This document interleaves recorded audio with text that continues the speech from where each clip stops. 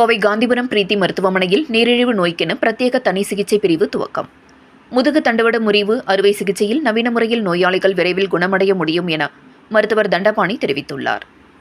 கோவை காந்திபுரம் 9வது எக்ஸ்டென்ஷன் வீதியில் செயல்பட்டு வரும் பிரீத்தி மருத்துவமனையில் கடந்த 12 ஆண்டுகளாக அனைத்து விதமான நோய்களுக்கும் தரமான குறைந்த கட்டணத்தில் சிகிச்சை அளிக்கப்பட்டு வருகிறது.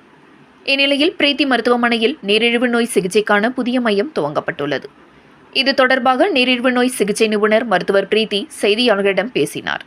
அப்போது பேசிய அவர், தற்போது சர்க்கரை நோய் பாதித்த டைப் 1 மற்றும் டைப் 2 வகை நோயாளிகள் தொடர்ந்து எடுத்து வரும் இன்சுலின் ஊசிக்கு பதிலாக புதிய அஃப்ரீசா எனும் இன்ஹேலர் வகை இன்சுலினை பயன்படுத்துவதால் வலியில்லாமல் உடலில் செலுத்திக் கொள்ள முடியும் என தெரிவித்தார்.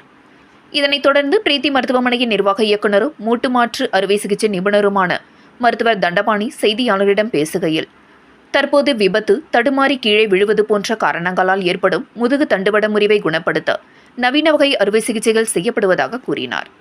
டைட்டானியம் வகையிலான ஸ்க்ரூ மற்றும் ராடுகளை இந்த அறுவை சிகிச்சைக்கு பயன்படுத்துவதால் நோயாளிகள் விரைவாக எழுந்து நடக்கும் நிலைக்கு திரும்ப முடியும் என அவர் கூறினார். இதுபோன்ற சிகிச்சைகளை வயது முதிர்ந்தவர்களும் மருத்துவர்களின் தகுந்த ஆலோசனை செய்து அறுவை சிகிச்சை செய்து கொள்ளலாம் என தெரிவித்தார். முதுகு தண்டுவட முறிவுக்கு நவீன சிகிச்சை அறிமுகப்படுத்தப்பட்டுள்ளது. பிரீத்தி மருத்துவமனையில் முதுகெலும்பு முறிவு என்பது காமனாக நடக்கிறது இல்லை, ரேரா சில பேருக்கு வருது. 3 காரணங்களால் முதுகெலும்பு முறிவு வருகிறது.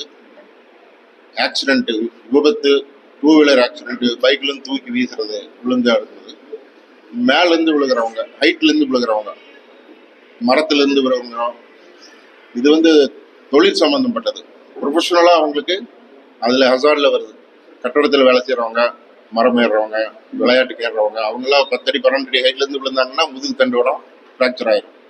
அது அவ்வளோ சீக்கிரம் தெரியாது. நம்ம உன்னிப்பாக எக்ஸ்ரே எடுத்து சிடி ஸ்கேன்லாம் எடுத்து அந்த முதுகு எலும்பு முறிவை கண்டுபிடிக்கிறோம்.